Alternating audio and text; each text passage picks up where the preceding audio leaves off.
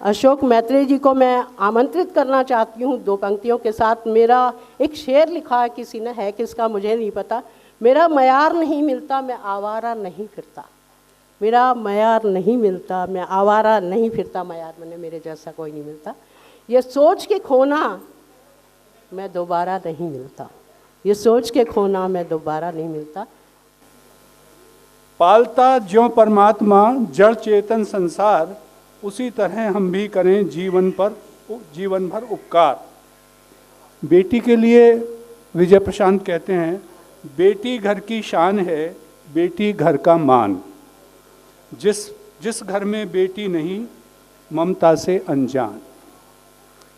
और एक जो मेरे लपेटे में आया वो आया, विद्वान संग ज्ञान के अहंकार यदि साथ, ज्ञानार्जन के बाद भी आया कुछ नहीं हाथ। कितनी बड़ी बात। सुभाषित, ये दोहा तो सुभाषित हो गया कि अगर विद्वान को अहंकार हो गया तो फिर उसके पास कुछ नहीं रह गया। तो इन पंक्तियों को लिखने वाला कवि सरल मन का और सरल व्यक्तित्व का स्वामी होगा ही होगा, ये तो स्वाभाविक है। विजय प्रशांत जैसे कवि की, रचनाकार की आज आवश्यकता है। उसका कारण ये है कि इन्होंने यात्रा गीत गजल से शुरू की और आकर के कहाँ रुके, हास्य पर। हास्य आजकल खिचड़ी जी अपवाद हैं, ये ज्ञान की बात भी करते हैं और आत्मदर्शन की बात भी करते हैं।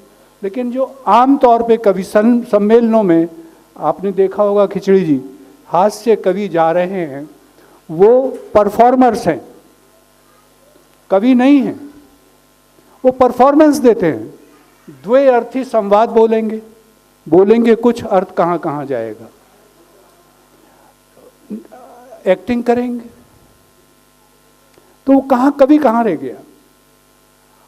हास्य लिखना, हास्य कहना व्यंग से भी कठिन है मेरी दृष्टि में। आप किसी पे भी उंगली उठा सकते हैं, वो उंगली इशारे में उठाएं या सीधे सीधे बात कह दें, वो अलग बात है। लेकिन हास्य ऐसा हो जो आपके भीतर उतर चला जाए, जो आपकी कमजोरियों को उकेर दे, आपकी ताकत को भी बता दे, वो हास्य होता है। तो मुझे लगता है जिस कवि ने वीर रस, रौद्र रस और गजल जैसी विधाओं को लेकर के हास्य तक आया, उसके अंदर कोई सोच तो उपजा होगा कि आम आदमी से संवाद कैसे स्थापित किया जाए। दोहाकार हैं, दोहे की पुस्तक बता रहे हैं, आ रही है। और दोहे के बारे में आप जब भी सोचेंगे तो अनंत काल से, मुझे लगता है जब से सभ्यता ने ये सीखा होगा लिखना और पढ़ना या बोलना, नाम बदलते चले गए। कहीं दो हऊ हो गया, कहीं दो हा हो गया, कहीं दो अड़ी का हो गया। प्राकृत से लेकर के अब तक दोहा अपने अस्तित्व में रहा है। स्मरणशीलता है। दोहा अगर मन को छू गया तो बड़ी जल्दी याद हो जाता है। सतसैया के दोहरे जो नाविक के तीर, देखन में छोटे लगे घाव करें गंभीर। अब वो जैसे नट होता है, नट आप लोगों ने, पुराने लोगों ने देखे होंगे, वो एक छोटे से घेरे में से कुंडली मार करके निकल जाता था। तो ये दोहा भी उस नट की तरह से, जो इसका कथ्य है उसको कुंडली लगाता है और पार हो जाता है। दोहा, जो जिस दोहाकार की बात कर रहा हूं मैं, जिनका आज अमृत महोत्सव है, विजय प्रशांत, तो दोहा ऐसी विधा है जिसमें आप चाहें उसका भावार्थ 4 पंक्तियों में कह लें, 4 पन्नों में कह लें, या पूरी किताब लिख डालें। अगर दोहे में इतना कथ्य है तो वास्तव में दोहा है। अगर उसमें उपदेशात्मकता है अगर उसके अंदर आपको सीख दी जा रही है, अगर उसके भीतर सीधे सीधे आपके ऊपर आक्रमण किया जा रहा है, आक्रमण करना बुरी बात नहीं है, वो सही जगह पर निशाना बैठे, लेकिन उसके अंदर वाग वैदग्ध्य होना चाहिए।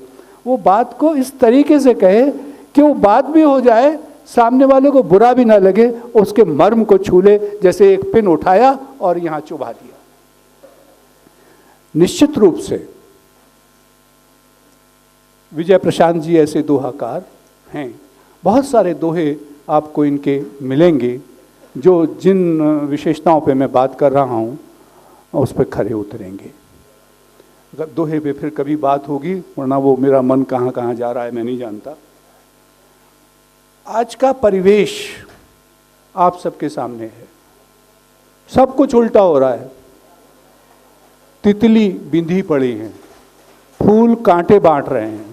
ये मैं संकेतों में बात कर रहा हूं, इसको आप यहां से लेकर के दिल्ली और बंबई तक कहीं तक भी ले जाएं। उन सारी विषम स्थितियों में जो रचनाकार है वो उनसे जुदा नहीं हो सकता, क्योंकि जो रचनाकार है वो संवेदनशील अवश्य होगा, और जो संवेदनशील है उसको जो उसके इर्द गिर्द की परिस्थितियां हैं, विसंगतियां हैं, वो उसको चुभेंगी, और जब वो उसको चुभेंगी तो वो उसको कलम के माध्यम से उतारेगा जरूर। यहाँ कलम की बात आती है कि जो रचनाकार हैं उनके लिए ख़ास तौर से कह रहा हूँ, तो कलम कभी किसी राजनीतिक पार्टी, कभी किसी सत्ता व्यवस्था के पक्ष में नहीं खड़ी होती।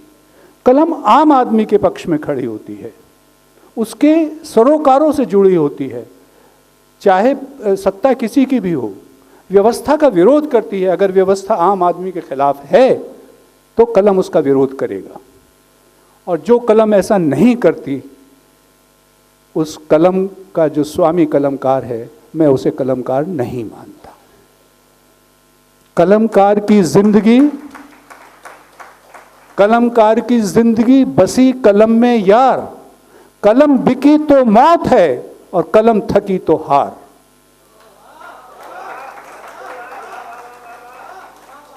मैं ये माँ वाणी से प्रार्थना करता हूं कि विजय प्रशांत जी की कलम को वो ताकत दे जिस ताकत वाली कलम की बात मैं कर रहा हूं। कलमकार चला जाता है, लेकिन उसकी कलम की आन बान शान मौजूद रहती है। इसलिए कवि को कभी नहीं कहा जाता कि वो उन्होंने कहा था, यही कहेंगे कि रामधारी सिंह दिनकर ने ही कहा है। रामधारी सिंह दिनकर कहते हैं, क्योंकि वो कलम मर ही नहीं सकती। और आपको बताऊं कि ये सोशल मीडिया जो आप देख रहे हैं ना, जिसमें मैंने 2 पंक्तियां लिख दी, कैसी भी लिख दी, और मैं फिर सुबह को देख रहा हूं हर आधा घंटे बाद कितने लाइक्स आए, और 250 आ गए, बस मेरी बढ़िया कविता हो गई। ये सब अस्थायी चीज हैं। चाहे इंटरनेट कितना भी प्रगति कर ले, लेकिन छपे हुए शब्द का स्थान नहीं ले पाएगा, कभी नहीं ले पाएगा। जब मोबाइल भर जाएगा तो खत्म हो जाएंगी सारी चीजें, लेकिन छपा हुआ शब्द कहीं ना कहीं जरूर मिल जाएगा। तो आज अमृत महोत्सव है विजय प्रशांत जी का। मैं उन्हें शुभकामनाएं देता हूं कि वो स्वस्थ रहें, प्रसन्न रहें, और आजीवन अपने भीतर एक बच्चा पालते रहें, और वो ऐसा बच्चा हो जो कभी बड़ा ना हो,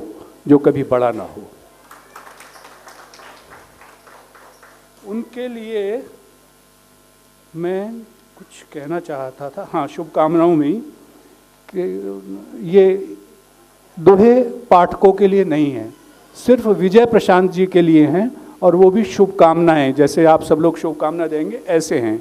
तो इनका भी जीवन कम है। हाँ, इनको जो जो अपने साथ में लागू कर लेंगे, तब इनको दोहों की आयु बढ़ती है।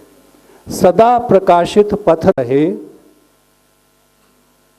कहाँ गए? अच्छा, सदा प्रकाशित पथ रहे, कभी न छाए रात, और घर आंगन होती रहे खुशियों की बरसात। घर आंगन होती रहे खुशियों की बरसात। और रहे बगीचा महकता हो चिड़ियों का शोर। रहे बगीचा महकता हो चिड़ियों का शोर, और दिन कर से करते रहो घर आंगन में भोर। दिन कर से करते रहो घर आंगन में भोर।